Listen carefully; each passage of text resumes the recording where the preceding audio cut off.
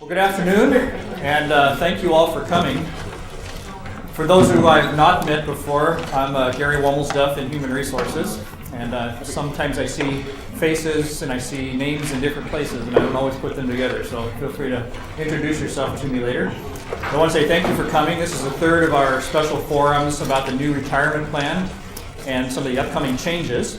And I just wanted to give you a very brief reminder of some of the things that were in the letter that you sent. Did everybody receive one of the letters either in the mail or on the email? Anybody that didn't already have a clue of some of what we're going to talk about today? By the way, you're a very special group today because we have a film crew here from ITS who's filming this for posterity and for those who can't make it to one of these forums.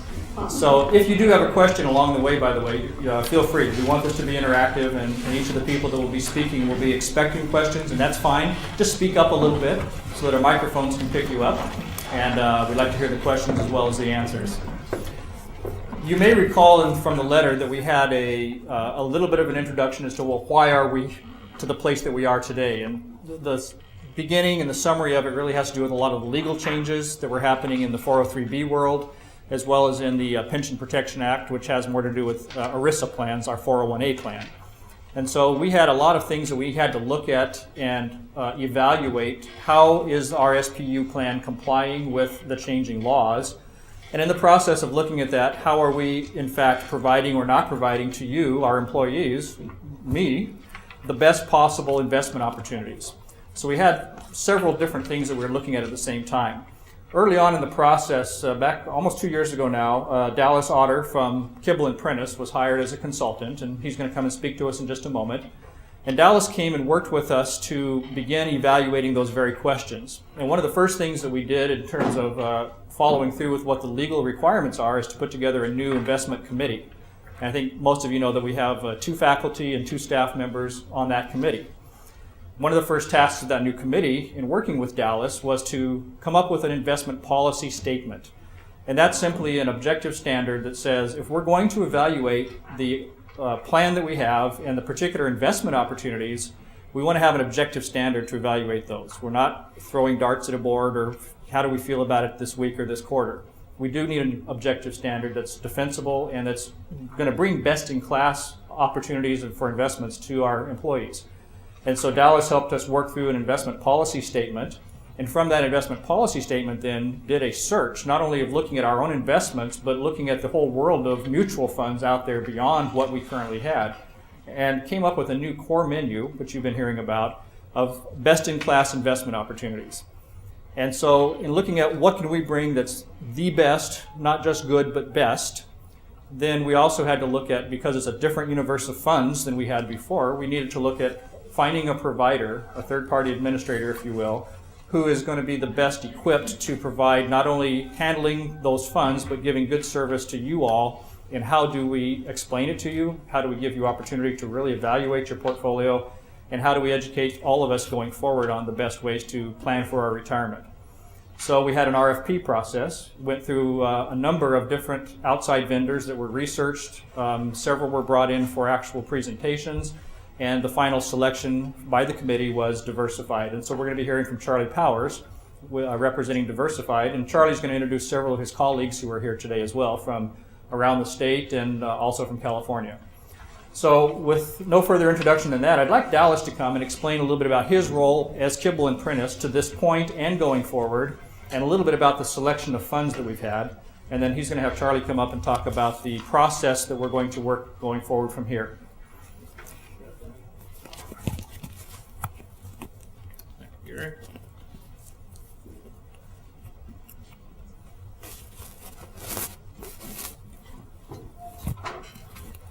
I'm just going to hold this. Everybody here okay?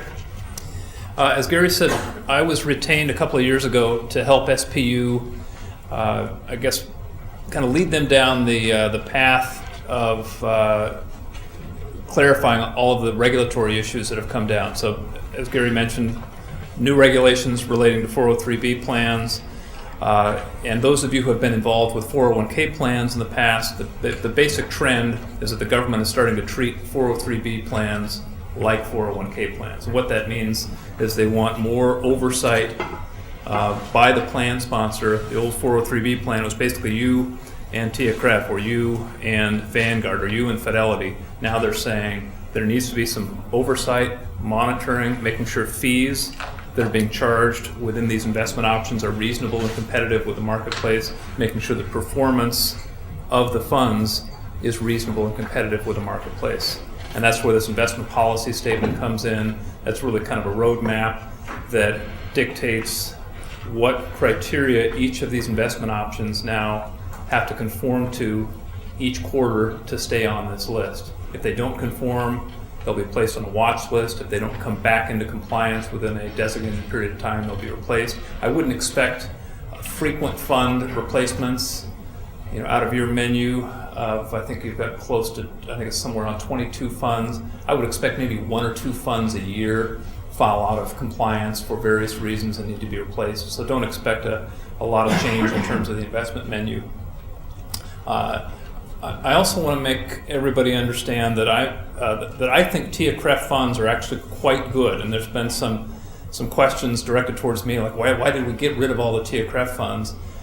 When we ran our search for what we call best-in-class investment options, and again, we take each category: large cap growth, international, small cap value, various bond funds, and so forth, and we run a series of screens in mutual fund databases.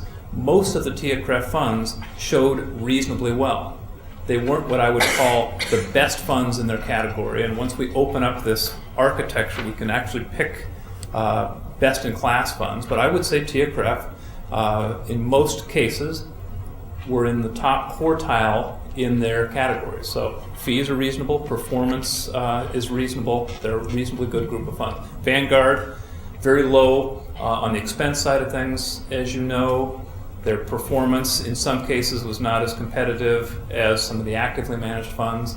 But one of the missions that we wanted to have, or that we had going into this, was to make sure that if a participant in the plan said, I don't want to change anything, I'm happy with the way things are, I like my TIAA-CREF funds, I like my Vanguard funds, that person would be able to continue to operate as they had in the past. So we wanted to add some tools and features to the plan that were in place, but also not have it be seen as a takeaway by anybody. So you've got a new core menu that you'll have access to, but you'll also still be able to access the Vanguard funds, the Fidelity funds. TIAA-CREF has kind of 2 main categories of funds: annuity funds and mutual funds, and they're very similar in terms of the funds themselves, but they're just kind of packaged a little differently. So you'll be able to use TIAA-CREF mutual funds or CREF mutual funds going forward that will almost identically mirror the annuity funds that you're currently using in the plan. So if you're somebody who says, I don't want to make any changes at all, you'll be able to do that through this brokerage window. If you're somebody who wants to take a step back and evaluate how you're doing things and consider some fund changes, you can do that also. Okay?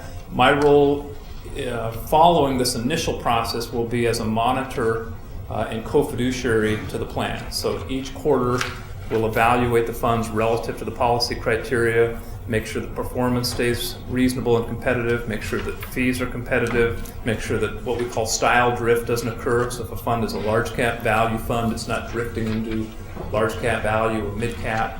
So we're kind of an oversight or policing agency to make sure that the funds are doing what they're supposed to be doing. All right. I want to make sure that I leave Charlie plenty of time. Any questions for me before I hand it over to Charlie about the process? Yes. When you considered funds, did you, as part of your criteria, look at how the companies help people make the transition from, working to actually drawing on those funds? I know that can be kind of painful when you retired, actually making that transition, and it seems to me like that would be performance of companies and helping people do that would be really important. The short answer is yes, but we're kind of talking about 2 different things. We've got the mutual funds, which are all the entrees on the menu that you can choose and create your allocation. Then we have what I'll call the TPA or record keeper that is generating your statements, providing the employee communication material, walking you through this transfer process and eventually walking you through the issues that you're going to have to consider when you get to retirement or hopefully before you get to retirement. So the screens we ran on the mutual funds really weren't specific to how they're going to communicate and help you with the process, because we really see them as just investment vehicles in this plan. Diversified and Fidelity and Tiacraft and a half a dozen other firms we definitely looked at from the standpoint of how are they going to get participants comfortable with this big change that's going to take place from the current structure to the new structure, and then going forward, how will they educate and inform participants on changes with the funds, changes in the marketplace, various steps that you'll go through as you get closer to retirement. So kind of a long-winded answer to your question, but it's really the mutual funds, which their job is to manage the money and manage it effectively and manage it efficiently, and then we've got what I would consider the third-party administrator or TPA that is really the entity that's going to communicate with you and make sure that you're comfortable with these types of changes. And that was a critical part of the RFP process, was to make sure that that we were comfortable with the services that they would provide in that regard. Okay. That's it. I'll be here, so you can ask other questions. I'll hand it over to Charlie.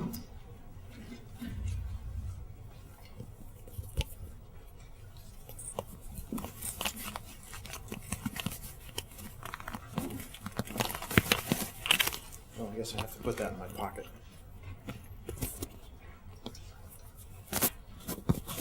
Can you hear me now? I'm Charlie Powers, and I'm from Diversified. And by coincidence, we have several other people from Diversified here today because we were doing the benefits fair next door. So let me introduce them. First of all, where's Paul Lyons? Paul is in the back row, and he is going to be the account executive for SPU, and he will work with Gary and with Jackie in terms of the administration of the program. Paul's immediate vice president is Lisa Steinberg, who is raising her hand right there. And Lisa is based in our Los Angeles office, and she's responsible for all of our account executives on the West Coast, in addition to Paul. In the back row in the white shirt is Scott Josephowski, and Scott is a participant counselor, and he will be here on an ongoing basis periodically to meet with employees, faculty, and staff to answer questions, to make certain kinds of presentations to all of you about financial topics and things of interest to you. And occasionally he'll be supported by some additional people who will be on here, and we'll explain that in a minute. And then finally, Cheryl Conrad, also in the back row, is from our San Francisco office, and she provides support to our new business development people as well. And she was here for a different meeting in Seattle today. So in any event, we're all happy to be here. Did I forget anybody? Are we all here? Okay. So my objective now is to tell you about Diversified and how we're going to implement the program and how we're going to help you. And we'll do that in a variety of different ways. But first of all, a little bit about the organization that's going to be your new provider, your new record keeper. Diversified is a company whose mission statement is that we will help you save and invest wisely for retirement. We will provide a lot of hand-holding, a lot of tools, a lot of support, opportunities to speak with us in a variety of different fashions or to use the tools on the web. And we believe we do it better than any of our competitors do it. And we think that we can back that up with a lot of research that's been done about that. But we're very proud of the programs that we put together, and we think that you will be very happy with what we bring to you here. We are 57 years old. Our headquarters is in New York, just north of Manhattan. We have a large processing center in Cedar Rapids, Iowa. And we have offices throughout the country that are located close to our clients and working with them and their employees. We are only in the retirement plan business. That's all we do. We don't sell insurance or retail mutual funds or anything, any other financial services products. You can't buy other things from us. We're just a pension services company and helping participants with their investments. We have about 1,050 employees in our company, and they're very accomplished people, very experienced. They've been typically with Diversified a very long time, so we don't have a lot of turnover. And from your perspective, you'll become a new participant on our system, and there's 1.7 million others that are on our system every night. So beginning around 4 o'clock in the afternoon Pacific time, if you were to log on to the system, you could actually see what that day's ending balances or ending values were in your account. It's a very sophisticated record-keeping system. We think you'll be impressed with the websites. We are a subsidiary of a worldwide financial services company called Aegon. It's traded on the New York Stock Exchange under the AEG symbol, and they're a great parent. They provide us with resources to continue to develop wonderful things for our clients and participants. Just a few logos of some of our companies that and universities and organizations that are clients of ours. But what I want to point out a couple of things to you. The first is our local clients here in the Puget Sound area include Nintendo, Olympic Medical Center up on the peninsula, Benbridge Jeweler, the Gates Foundation, Cancer Lifeline, Southwest Washington Medical Center. The other thing that I'd like to point out is that there are a lot of organizations that are in what we call public assistance. So you have Cancer Lifeline and the Gates Foundation, but more importantly, I shouldn't say more importantly, but also organizations on a national basis like CARE and Easter Seal and Cystic Fibrosis. All of these clients have something in common, and that is that they have a very strong, wonderful relationship with their employees. They're very paternalistic, and when we first met the people from the university, going back over a year ago, when we first started to compete for this business, one of the things that we said as we would leave meetings is this would be a great client to work with. And one of the reasons is because they care very much about all of you and doing the right thing for you. And this is the kind of organization that has a thirst for the kind of services that we provide. So we'll show those services to you now because I think that they are very, very important. Communication is very important to you, getting the information you need and the guidance, not just about how we roll this program out, but also on an ongoing basis how it works. So what we have already done, this is the communication strategy. What we've already done are the first 3 bullet points on this screen. The university scheduled meetings with subcommittees, influential groups within the campus, the faculty council. They then sent out the general announcement to staff, which I think was a little over 2 weeks ago. And this is the third faculty and staff forum. Benefits fair took place already today. It's over. All the trinkets have been given out. The iPod was raffled off. Did anyone here win it? No? Sorry. In about a month, you're going to get a newspaper at your home in the mail from us that will contain all of the information about the schedule that's going to be taking place, additional information that some of which you've already seen, but it'll be very attractive and it'll be something that you can keep and put in your file and refer to it from time to time. And then what will happen over the summer, beginning probably in August, will be a series of more detailed meetings about the program, transitional information, the ability to transfer assets from your current providers, investment choices, and things of that nature. We will also provide you with, where we will provide outbound calling to some of you that want to be called. We'll have our people call you, track you down and talk about things, but there will be no shortage of access to Diversified or no shortage of help from us. Materials are beginning to be written and designed. They will include all kinds of posters and booklets and postcards and emailable items and U.S. mailable items that will go out to you, a variety of resources. And then once the transition is done, probably beginning around the 1st of this year, on an ongoing basis, there will be additional support materials that will be designed for you, customized, and you will be able to get repetitive information sent to you, or to things to consider as well. So communications will be very, very paramount. If you would like to interface with us by the internet, when you go into our website, there are very, very robust tools to use. This is an example of Retire Track, which is a financial planning tool that not only displays all of the information that's in your accounts, but also you may add your own information to it from your outside investments or your spouse's outside accounts or future pension accounts or pension amounts that you will get from some other job that you used to have that had a defined benefit pension plan.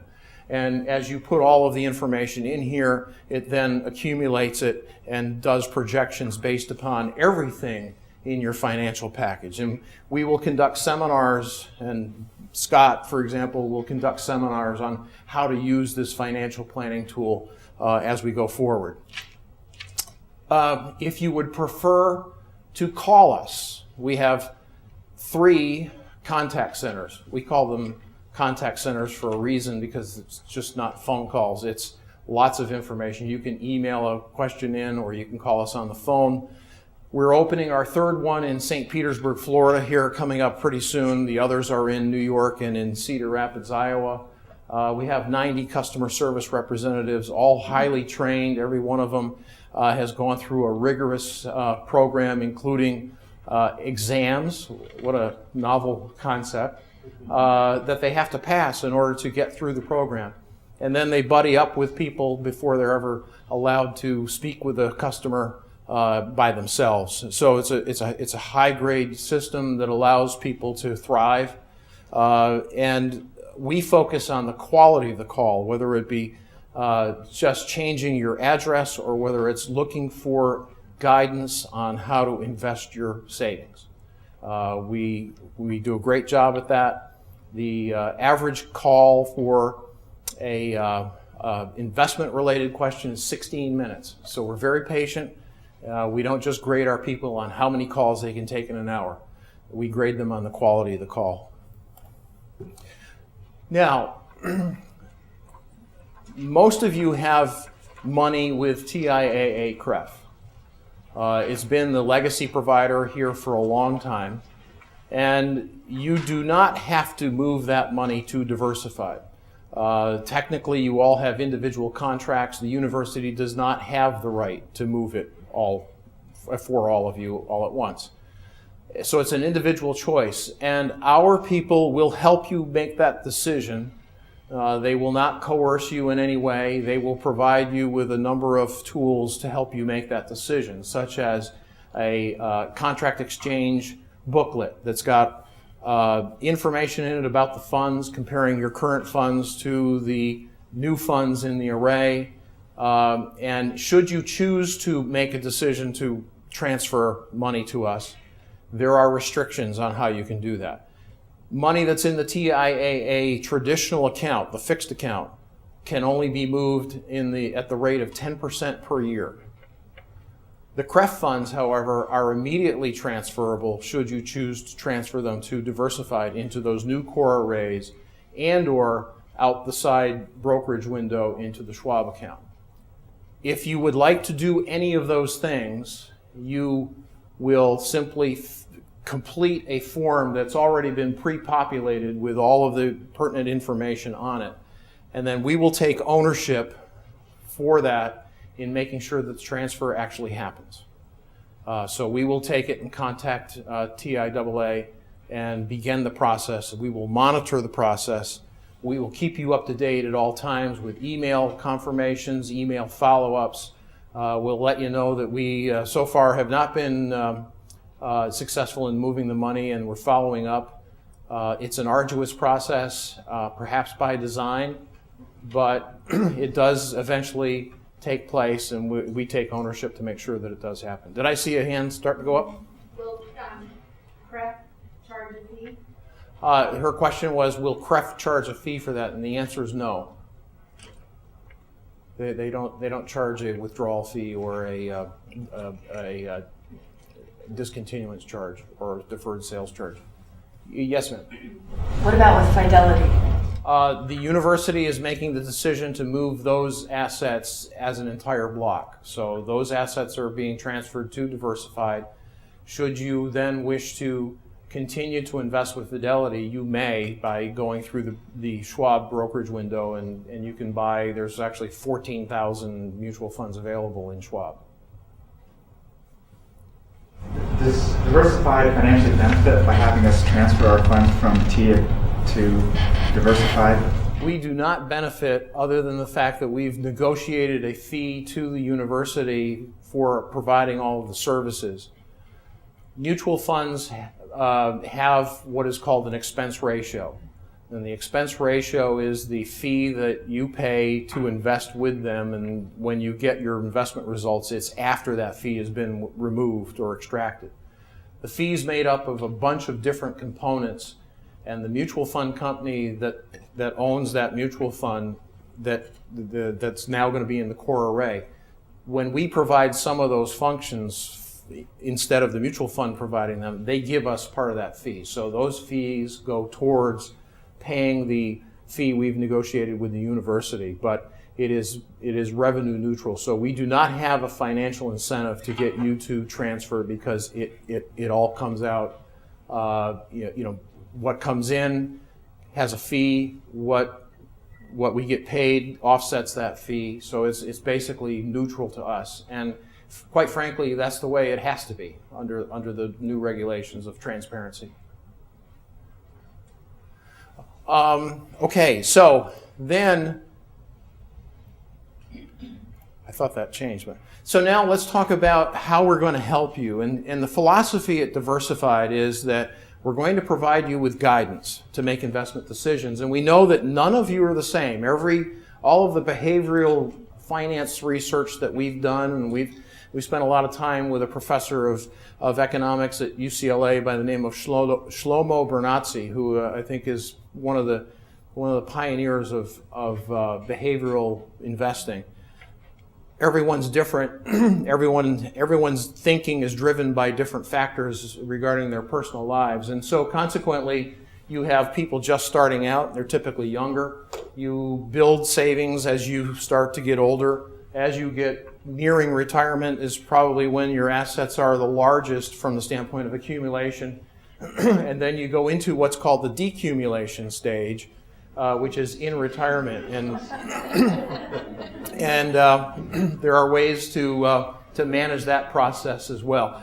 We're going to personalize this for you using a lot of tools and resources, but whether it be an on-site meeting, whether it be something you learned today, whether it's meeting with Scott in these group meetings or the one-on-one meetings with Scott and some other team members, or calling us or going onto our website and using our tools, each one of you will find the answer to these 4 questions. How much money will I need in retirement?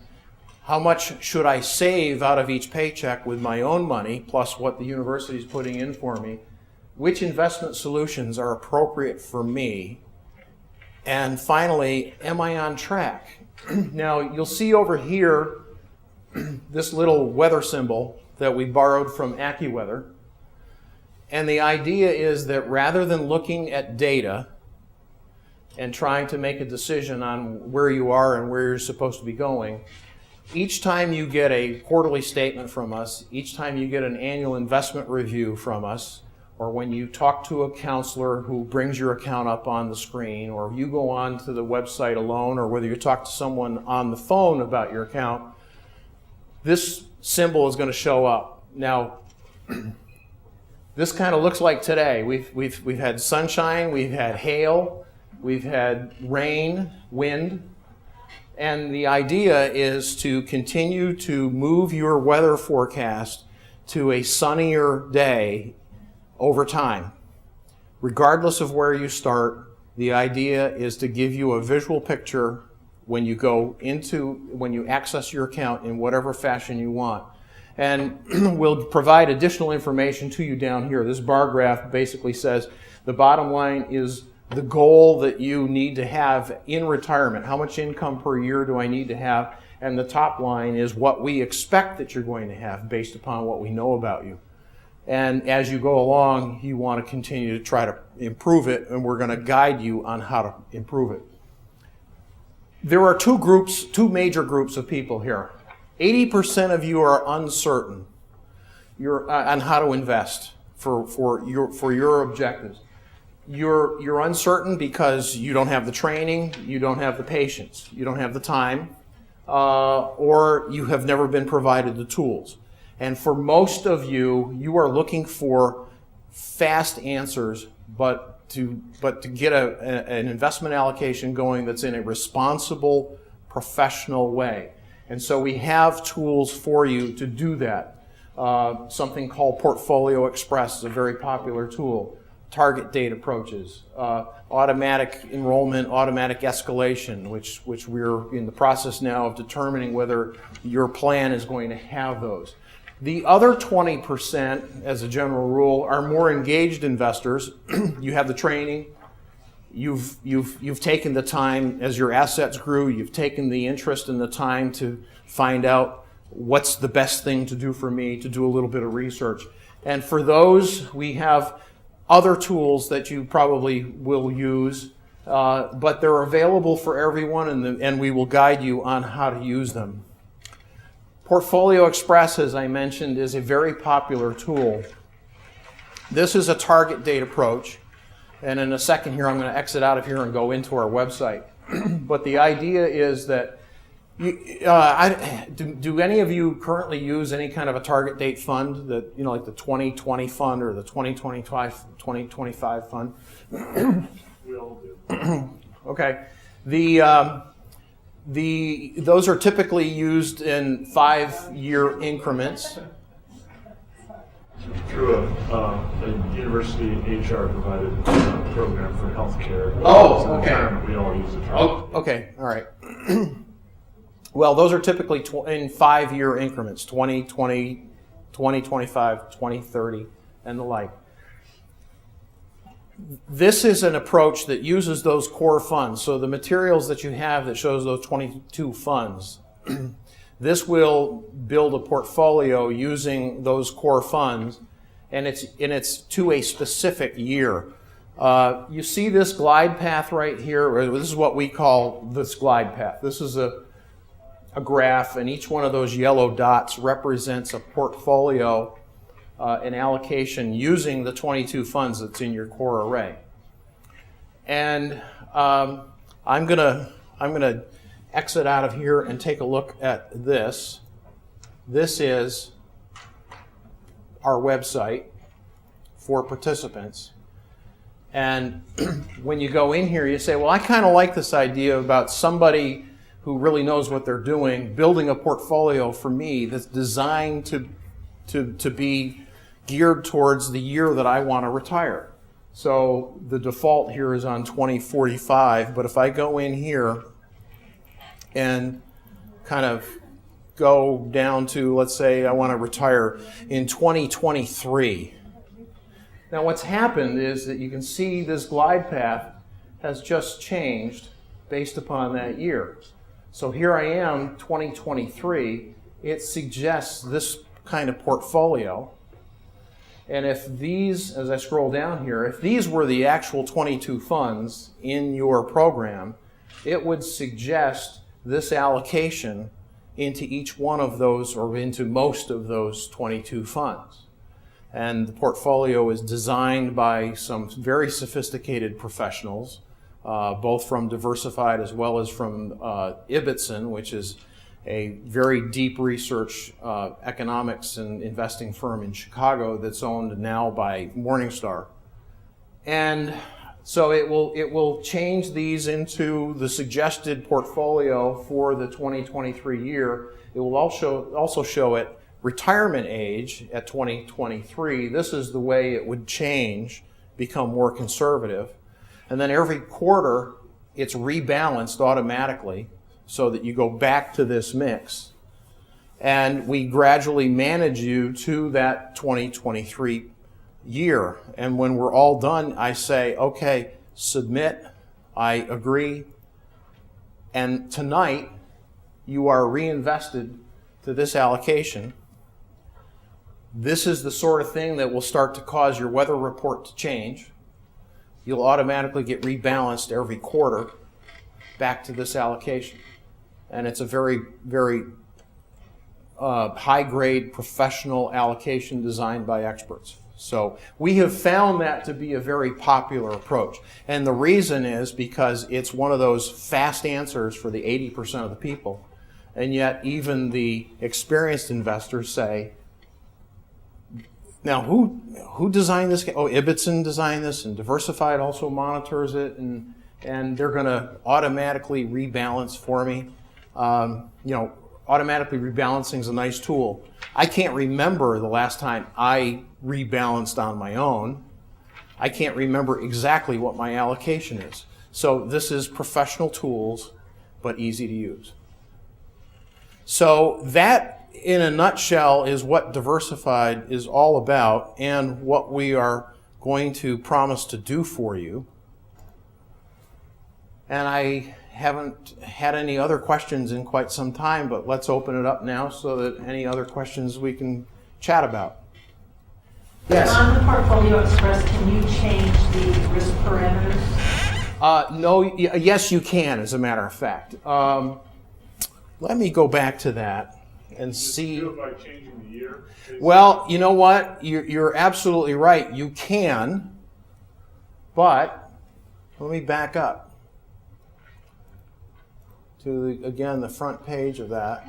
Is it possible, for example, in some engines like this, they say, how much do you want to have at retirement, which then boosts the risk or lowers the risk? Well, I'm aware of those, but the way that we do it, and I'm scratching my head here because it's missing from this, so I'm not quite sure why, but the live version of this will be, yes, you can pick the year, but over in this area here is another box that says, fine-tune me. I still want to retire in 2023, but you can be a little more aggressive for me.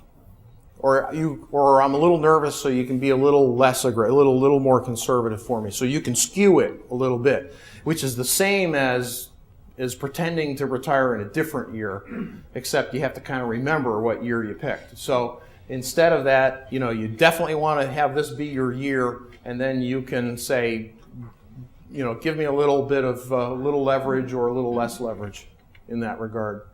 Yes? So this is probably a naive question, but I'm one of those 80% over here that ask for help. So, so when you're working with this portfolio, is this talking about your entire retirement investment? So it would be your 401A that the university does and any 401 or 403B. I mean, is it talking about what you need to do with your entire diversity portfolio, or is this talking about you will have two plans. You'll have the 403B. You look like you're young enough that you'll only have two. You're not in the old frozen 403B plan. Am I right? Yeah, I'm okay. All right. So notice how I handled that. You'll have two accounts, and you need to do this for both of them. And the reason is because they're different sources of money, and they are separate plans. Okay. Now, Paul, I know we have this other feature that would apply to both plans, but I don't think it's Portfolio Express driven, is it? Right. You're talking about the uniform allocation option? Uniform allocation is a manual process, right? It is. It's separate from Portfolio Express. But we'll help you. I mean, it's we're not going to leave you alone to figure it out. This is free, by the way. There's no charge to Portfolio Express. There are lots of other tools on the website. You can build your own portfolio. If you have a financial advisor, we'll talk to financial advisors on the phone. You can authorize them to talk to us and for us to talk to them. You can also make your own allocations because you're following some model someplace else in some other resource, and you want to copy that, and that's fine. Did you have another question? Yeah, so on those same lines, if we're looking at other retirement plans, say from other universities, other school districts that we're looking at rolling into this, with this huge change that's coming up, this may be a financial advisor's question, but with all of this fee allocation and all of that kind of talk, would this be the time to roll those plans then? You know, I think your university and your advisor, Dallas, drove a very hard bargain. Okay, they put us in fierce competition with other providers. This is going to be a profitable relationship for us. We believe it's a reasonable profit, which is all you can really expect to make anymore because of the competition. But nevertheless, you've got great funds that are monitored professionally by an independent organization. We do not have an axe to grind on what those funds are. We simply provide them, and at very good rates, at very good expense ratios. So it may be very much to your advantage to transfer an account that you have with an old provider into this plan. But only you can make that decision, but we will help you. I mean, we're not going to coerce you, but we will help you understand the differences and show you what the costs are here and show you the quality of the funds that are here. And then the final decision is up to you, and if you decide you're not going to do it, no one's going to bother you. Thank you. Yes? Is there a way to use the financial planning tools with spouse's retirement and sub-IRAs and stuff like that? Yes, there is. What I just brought up here is Retire Track. This is this financial planning tool. And what you can, it just was automatically populated by your information that we have about you in your accounts. But then over here, in addition to your personal information, you can also add additional sources of income. So for example, in this particular case, your Social Security, your spouse's Social Security, a pension plan from a previous employer, an inheritance, or any other sources of income that you expect to receive. Likewise, you can also model any major expenses coming down the road, such as children's college or weddings or a vacation home in the mountain or on the beach. And then also here you can add outside accounts, such as at the bank, at mutual fund companies, at a stockbroker. But anything that you add in this column over here then goes into the calculations over here. And so, for example, in this particular case, this person is contributing 4% of their own money, and you say, well, okay, well, what happens if I increase that to, whoops, I need to, you want to increase it to, let's say, 6%. Let's say you want to become a little more aggressive, or how aggressive do I need to come in order to, or need to be in order to increase my chances of reaching my retirement, and I click on Reforecast, and I just, all of a sudden, by making those changes, you got your sunshine. Now, in this particular case, all it did was becoming, all you had to do is go from, in this example, go from 4% to 6%, and become a little bit more aggressive with your investment portfolio, and over time it narrows the gap. This is a classic gap analysis that the financial planners use, which is, this is where you are, this is where you want to be, and you can't get there. But it's better to know right now than wait till here, and then you narrow the gap over time. And it's like the Chinese proverb, it's one step at a time. Yes, sir. The accounts that you put in, Are those then live linked to the actual agencies so that you have a stream of variance? They're not, unfortunately, and that's for legal reasons. Okay. However, and it has to do not just our legal reasons, but your employer's legal reasons and their fiduciary responsibility. But when you do put them in, this software will remember what you put in, and you may have to update the values. Okay. But we do the updating. You do the updating. Unfortunately, you have to do the updating. But when you do that, then all of the forecasting will then happen. And then finally, when you're all done, it reforecasts, and then you say strategies for retirement. And what this will do is that this will then for the people who want to do it themselves, this will then recommend an allocation regarding your defined contribution assets from the university's plans. So then you have to go in and do it yourself. Yes, ma'am. One of the disquieting things I had with the TIA-CREF people were it was very difficult to get advice on allocating personal contributions to TIA-CREF versus our Emeriti healthcare insurance plan. Will Diversified assist in that kind of a trade-off decision as well, or is that we can't? No. Again, and it comes down to as Gary was saying, this is a new age of regulation. And the university was prompted to making this project and search because of the regulations. But those regulations are a double-edged sword, and the other side of the sword is that you create a fiduciary responsibility over what's happening, and they have to limit it to only certain things, and therefore we have to limit it. We certainly have the capabilities to guide you on that. Dallas's organization has the capabilities, but legally we can't.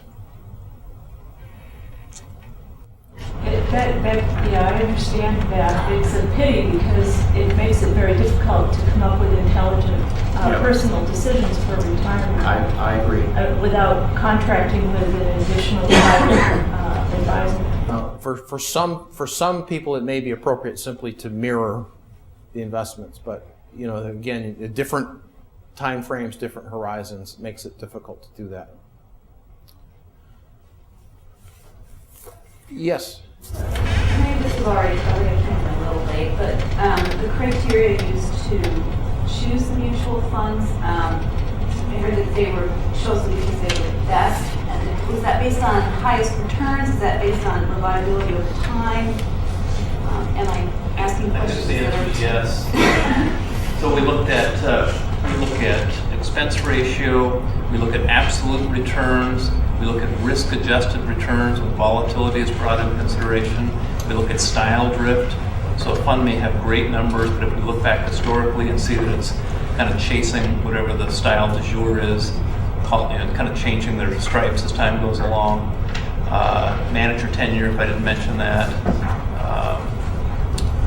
Those are the primary drivers, and risk-adjusted return is a critical part of the process. So we might recommend a fund with a 10% return over a fund with a 12% return if the fund with a 10% return has half the volatility and 80% the return of the same fund. So we're looking at consistency of return as part of that equation. And I should say that the initial screens that we use to select this core menu are extremely tight. The screens get opened up a bit for the ongoing monitoring, because if we were to use those same screens ongoing, we'd have about a 25% attrition every year, and it'd be very disruptive to the plan. So very concentrated, tight screens initially, and then a little more liberal monitoring screens on an ongoing basis. Yes. On the sheet that you have available, I see that it's through March of right now, but is on the 3-year, 5-year, and 10-year performance, is that 3 years starting, say, fiscal year 2007? They're actually rolling period. So if it says 3 years, and it would be it would be 3 years from 3/31 of 2010 looking back, so there's a roll-in. So calendar years up to. No, it's just three, it goes back exactly 3 years from 3/31. So it'd be Right. 4/1 of 08, if I do the math right, through 3/31 of 2010. So the 3-year rate then basically captures the current period with the recession. Unfortunately, yeah. And you'll see the bit of good news is if you look at the 10-year data on a lot of the funds, that picks up really two bear markets, the most recent bear market and the 2001 bear market. So, and this is just the way we think in this business, but in a year, that 01 data is going to be off of there, and those 10-year numbers are going to look a lot better. So this is only the second time historically that we've seen negative 10-year returns out of an index like, say, the S&P 500. By the way that spreadsheet is laid out, we've compared each of the categories to each other, and then at the bottom, we've created an average, both from a performance as well as expense ratio standpoint that might help kind of summarize that a little bit. There's a question that was asked earlier that I may not have addressed that well. It was about, did we consider how well the service provider was going to communicate the transition? And I got to thinking about that. I think it's important to realize TIA-CREF is really serving two roles right now. They're the TPA and the investment manager. And now you really have a little different structure in that you have multiple investment managers in all these best-of-class funds, and you have an independent third-party administrator that is not tied or related or compensated in any way by the funds within the arrangement. I'm not suggesting that the current structure, that there's anything wrong with that, but it's just a different structure than you have now with the fund managers completely independent from the third-party administrator that's communicating the transition as well as providing advice. So I think that's a critical distinction. Is there a question? The brokerage window, these Schwab, you have to go through Schwab. Is that what you're saying? You do. The way that it works is that if you would like to invest in funds besides the 22 that are in the core array, you'll set up a Schwab Personal Choice Retirement Account, PCRA, with us. You call us on the phone. We will email you a form that you need to complete, which essentially is a power of attorney agreement that relieves the plan sponsor from reviewing anything that you might invest in at Schwab. So they're not required to then review it for appropriateness. And once that form is signed, you then call us back or go on the website and transfer funds from your account through the Schwab window. Once the money is at Schwab, it goes into a money market account at Schwab, and then you either go to schwab.com or you call Schwab, and then you can buy thousands of different mutual funds. You may not buy individual stocks and bonds through this window. It's just, so it has to be it has to be a registered mutual fund available on their platform. And any financial advisor you would hire for that would presumably be a fee. You'd have to pay a fee. You would have, if you were using an advisor, you would have to pay the fee to the advisor out of your pocket with after-tax dollars. There is for those who want to use the Schwab account, there is a $50 annual fee. It's a nominal fee that goes to Schwab to maintain that account. Of course, one of the advantages of Schwab's, there are lots of other providers of brokerage accounts. Schwab has thousands, literally thousands of mutual funds that are available without a transaction fee. So they've got the buying power with the mutual fund companies, so the $50 fee that you would pay to open that account is offset by no transaction fees to buy those funds. And incidentally, I know that there are people at the university who are very interested in socially responsible funds. And Cheryl did a screen last Thursday. There are 44 socially responsible funds available in the Schwab window, 43 of them plus the one that you currently have in your TIA program, the social choice funds. So much broader spectrum of socially responsible investing with lots of different kinds of socially responsible, non-tobacco, non-alcohol, non-firearms, no adult stores, no gaming, no, all of that kind of stuff. So it's a much broader window for you. And what's your compensation as a company for this? From $50? That goes to Schwab. Okay. We do not get anything from. It's an accommodation. It's to be able to provide an outstanding program to employees. But our compensation is strictly from the fee that we've negotiated with the university. One last thing, and that is when you go into our website for the first time to look at your account, which will be sometime this fall when it's opened up, this is what it looks like. That's the front page after you log in. Shows you your account last night with a pie chart and what the balance is in the various different kinds of funds in the asset classes. And then if you go to the activity, you'll see that there is opening balance. You can actually set a date range here and give it a date. So from January 1st, 2009 through, this is a static demo, but through whatever date, and you say run, and then as it runs, it will calculate. This isn't live. It's not very live. In any event, it will calculate a rate of return for you for a specific period of time. So it's a great website. It has been well received by our clients, and people generally like it very much. Yes, sir. You mentioned that the majority of the university staff and faculty are in TIA. For those who are in Fidelity or Vanguard, you mentioned Fidelity is going to move. I assume that Vanguard is also for Vanguard. Yes. What is the default that will go to? The same exact investment allocation that you currently have. It's using a concept called mapping. So if you have 12% of your money in large cap growth funds, that money will go into the new large cap growth fund in the main array, and we'll do that all the way down. There is a mapping strategy that has been developed which identifies the appropriate asset allocation for each of the current 120 funds, Cheryl? The three programs is about 120 funds. So each one of those has been categorized using Morningstar style boxes. And whatever the current fund is, when the money comes over, it will go into the new fund in that exact style box. So you were saying, I know that on the pamphlet we got from Human Resources, they had a list of funds. Those are not all the funds that are available then?